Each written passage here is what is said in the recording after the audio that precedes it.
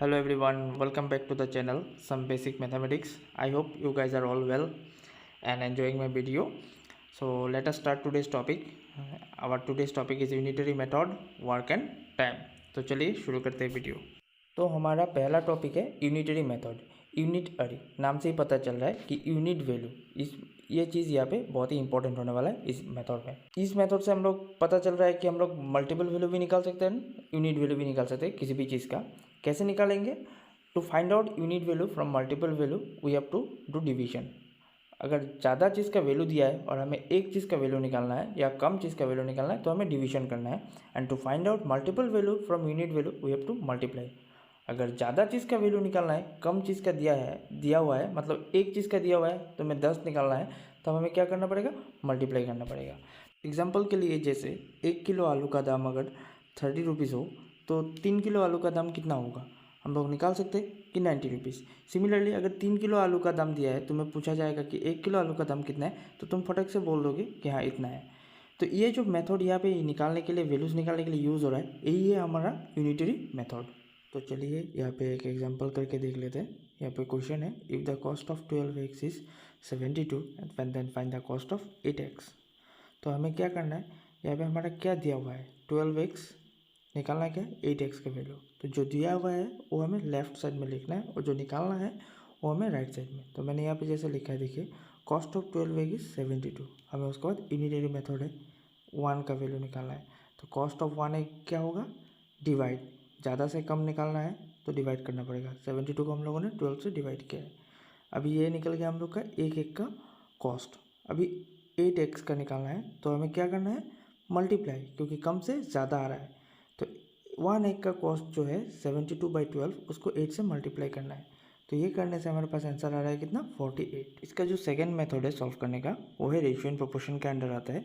Cost of 12x हमारे पास है 72 और कॉस्ट ऑफ 8x हमारे पास नहीं है, हम लोग पकड़ लेंगे वो x है। अभी रेशियो एंड प्रोपोर्शन के मुताबिक हम लोग इसको अरेंज करके लिखेंगे। x की वैल्यू एक साइड में, दैट इज 12/8, और जो कॉस्ट है उसका वैल्यू अलग साइड में 72/x। तो अभी देखिए क्रॉस मल्टीप्लिकेशन करेंगे यहाँ पे, 12 इंटू एक्स, 8 इंटू 72। तो x का वैल्यू आ जाएगा 72 इंटू 8 डिवाइडेड बाई 6। तो इसको सॉल्व करने से हमारे पास आंसर आ रहा है 48। तो मतलब 8x का जो वैल्यू था, x हमने लिया था, x का वैल्यू कितना है? 48। That mean cost of 8x is 48। तो इस तरीके से हम लोग इसको यूनिटरी मेथड से अलग से रेशियो एंड प्रोपोर्शन में भी सॉल्व कर सकते हैं, लेकिन यहाँ पे हम लोग यूनिटरी मेथड ही देखेंगे। तो चलिए नेक्स्ट टॉपिक में चलते हैं, work and time. Work and time बहुत ही इंपॉर्टेंट एक टॉपिक है, इसके रिगार्डिंग क्वेश्चन कॉम्पिटिटिव एग्जाम में आती है। वर्क एंड टाइम क्या है? इसके इस आधार से, वर्क एंड टाइम के आधार से हमें पता चलता है कि किसी भी एक पर्टिकुलर काम को एक पर्टिकुलर टाइम में कैसे कंप्लीट किया जाता है। एंड वर्क एंड टाइम के डिफरेंट टाइप्स ऑफ प्रॉब्लम से हमें एक रिलेशनशिप पता चलता है कि जो रिलेशनशिप है, number of person who are working and the number of days taken to complete the work, इसके बारे में। तो इस बेसिस में हम लोग वर्क को डिफाइन कर सकते हैं as the product of number of person involve in the work and the number of days taken for completing the work. मतलब इसको जनरली हम लोग बोल सकते हैं work is equal to n into d, जहाँ पे एन है number of person working and d is the time taken for doing the work. तो यहाँ पे कुछ इंपॉर्टेंट कंसेप्ट है जो हमें अच्छे से समझ लेना है, क्योंकि ये इंपॉर्टेंट कंसेप्ट अगर रिलेशनशिप अगर हमें समझ में आ जाए तो हमारे लिए बहुत ही ईजी होगा वर्क एंड टाइम के प्रॉब्लम्स को सॉल्व करने में। तो पहला रिलेशनशिप है वर्क एंड मैन के बीच में। तो देखिए, जितना ज़्यादा मैन होंगे उतना ज़्यादा वर्क होगा, more man more work and less man less work. Similarly relationship between work and time क्या है? मोर वर्क जब होगा तो ज़्यादा टाइम लगेगा और जब कम वर्क होगा तो कम टाइम लगेगा। सिमिलरली रिलेशनशिप में मैन एंड टाइम भी है, जब ज़्यादा मैन होंगे कम टाइम में काम ख़त्म होगा और जब कम मैन होंगे तब ज़्यादा टाइम लगेगा काम ख़त्म करने में। That means more man less time, less man more time. तो ये हमें अच्छे से समझ लेना है। ये डिफरेंट टाइप्स ऑफ प्रॉब्लम्स आगे जाके सॉल्व करने के लिए हमारे लिए बहुत ही हेल्पफुल होने वाला है। तो चलिए कुछ टाइप्स ऑफ प्रॉब्लम्स देख लेते हैं यहाँ पे वर्क एंड टाइम के रिगार्डिंग।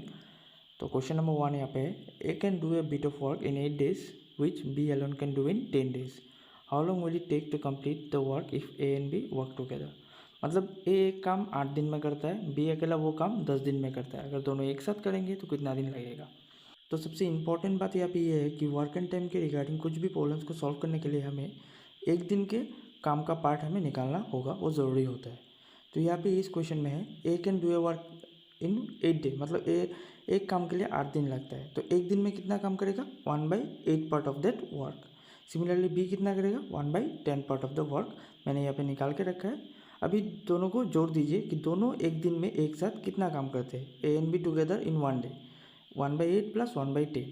इसको करने से हम फ्रैक्शन के प्लस से कर देंगे, तो यहाँ पे 9/40 पार्ट निकलेगा, जो कि एक दिन में ए और बी एक साथ करते हैं 9/40 पार्ट ऑफ दैट वर्क। तो 9/40 पार्ट ऑफ दैट वर्क करने में उनको टाइम लगता है एक दिन। तो एक वर्क करने में कितना दिन लगेगा? उसको 1 से 9/40 को डिवाइड कर दीजिए, आंसर हमारा आ जाएगा 40/9 डेज। तो इस तरह से हमें इस टाइप के क्वेश्चंस को सॉल्व करना है। और ये जो एक दिन का वैल्यू मैंने बताया, एक दिन का काम कितना पार्ट कर रहा है, वो हमें हर एक प्रॉब्लम में निकालना होगा। सेकेंड क्वेश्चन क्या है? A and B together can complete a work in 12 days which A alone can do in 30 days. In how long B alone can do it. मतलब यहाँ पे पहला क्वेश्चन का उल्टा है। यहाँ पे ए भी एक साथ में एक काम 12 दिन में कर सकते हैं। ए जो अकेला कर सकता है वो काम 30 दिन में, तो बी अकेला कितना दिन लगेगा उसको कंप्लीट करने में।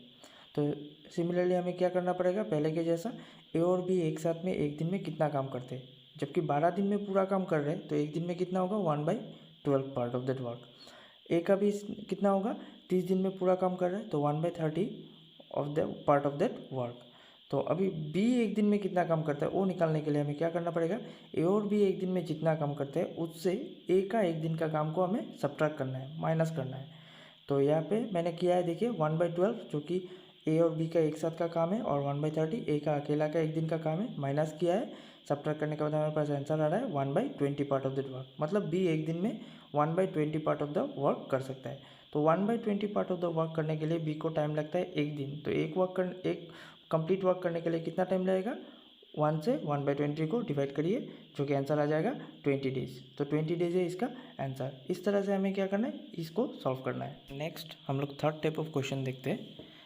Question number 3, A can do a work in 25 days which B can do in 20 days. Both together labour for 5 days and afterward A leaves of.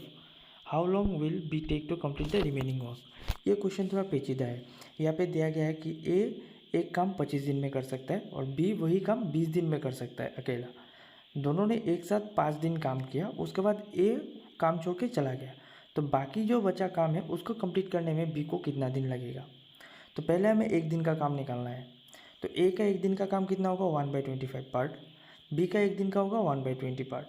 और ए और बी दोनों एक साथ एक दिन में कितना करेंगे? 1/25 प्लस 1/20। तो करने के बाद हमारे पास आ रहा है 9/100। तो यहाँ से हमें मिल रहा है ए एंड बी टुगेदर एक दिन में कितना काम करते हैं, दैट इज़ 9/100। अभी देखिए ए एंड बी ने एक साथ कितना दिन काम किया था? 5 दिन। तो 5 दिन में कितना काम करेंगे? मल्टीप्लाई करना है एक दिन का काम से। तो 9/100 इंटू 5, तो इसका आंसर आ जाएगा 9/20। 105 कैंसलेशन हो गया। अभी देखिए ए क्या किया था? 5 दिन बाद चला गया था, तो बाकी बचा काम किसको करना है? बी को करना है। तो बाकी बचा काम कितना है हम लोग निकाल लेते हैं। रिमेनिंग वर्क कितना वर्क था? एक वर्क से कितना काम अभी तक 5 दिन में हुआ है? 9/20 पार्ट। तो 1 से 9/20 को सब्ट्रैक्ट करिए, तो आंसर आ जाएगा कितना? 11/20 part of the work is remaining after 5 days. तो बी को ये वाला पार्ट अकेला करना है। बी एक काम करने में कितना दिन लगता है? 20 दिन। 20 दिन में एक काम करता है, तो 11/20 पार्ट करने के लिए कितना दिन लगेगा? 20 से 11/20 को मल्टीप्लाई करिए, तो इसका आंसर आ रहा है 20 कैंसिल होके 11 डेज। दैट मीन्स बी अकेला बाकी बचा काम करने के लिए उसको 11 दिन लगेंगे। इस वीडियो में मैंने 3 टाइप्स ऑफ क्वेश्चन दिखाया है सॉल्व करके, कैसे करते हैं हम लोग सॉल्व वर्क एंड टाइम के प्रॉब्लम के रिगार्डिंग। मेन हमारा जो यहाँ पे है वर्क एंड टाइम के लिए वो है उसका रिलेशन, जो मैंने बताया था कि more man more work, less man less work, more man less time, less man more time. ये चीज़ हमें अच्छे से याद रखना है, इंपॉर्टेंट टॉपिक है। कोई भी कॉम्पिटिटिव एग्जाम में work and time regarding topic के कोई ना कोई एग्जाम रहता है, तो हमें अच्छे से देखना है। मैं डिस्क्रिप्शन में एक लिंक दे रहा हूँ, उसमें आपको कुछ मॉक टेस्ट के रिगार्डिंग कुछ क्वेश्चंस मिल जाएंगे। मल्टीपल चॉइस क्वेश्चंस होंगे वर्क एंड टाइम के लिए, आप प्रैक्टिस कर सकते हैं। अगर कोई भी प्रॉब्लम हो तो आप मुझे कमेंट सेक्शन में बता सकते हैं। तो आशा करता हूँ आपको ये वीडियो अच्छा लगा है। अगर अच्छा लगा है तो लाइक और शेयर ज़रूर कर दीजिएगा। और प्लीज़ अभी भी जिसने सब्सक्राइब नहीं किया है, जिन लोगों ने, आप लोगों ने, तो लोग सब्सक्राइब कर दीजिए। And thank you for watching this video. जल्दी मिलते हैं नेक्स्ट वीडियो के साथ। Thank you.